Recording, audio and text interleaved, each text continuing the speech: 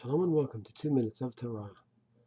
This year is entitled Daf Yomi. Mazel Tov to all who finished Gemara Megillah. We're now beginning Moaid Katan.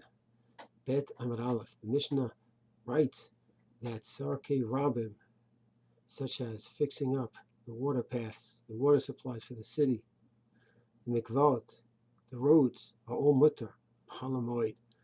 Poskim write that this is a pretty far-ranging Heiter. Even if it's with a big Tzarchai, it's done by Rabbi, even if it's planned for the Moaid. And sometimes even a Ma'aseh Uman is Mutar as well. Apparently the Mishnah simply gives more or less a blanket Heiter for Tzorchai Rabim. The Biur Halacha asks, what is the case in terms of the payment for the workers? Is it Mutar as well for a person to go ahead and work, do these actions in Chol Hamoaid and get paid for it? Because sometimes a malacha is permitted, but not necessarily for pay. It has to be b'chinam. So Biur Halacha does mention the possibility that maybe only those Tzarchai Rabim that are a mitzvah one can receive money for, but other ones not. He does seem to conclude that no, all Tzarchai Rabim one can receive money for, because Tzarchai Rabim itself is defined as a mitzvah. Also, on a practical note, he writes, not so simple to find someone who's going to do Tzarchai Rabim for free. And therefore, that seems to be his conclusion. The Kaf Hachaim discusses another case.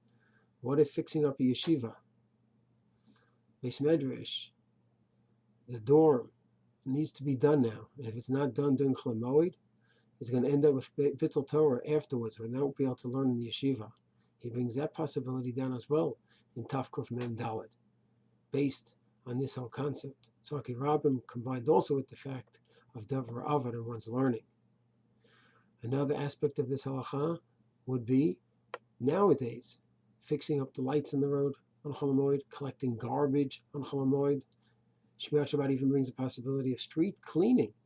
That's also Rabim, possibly.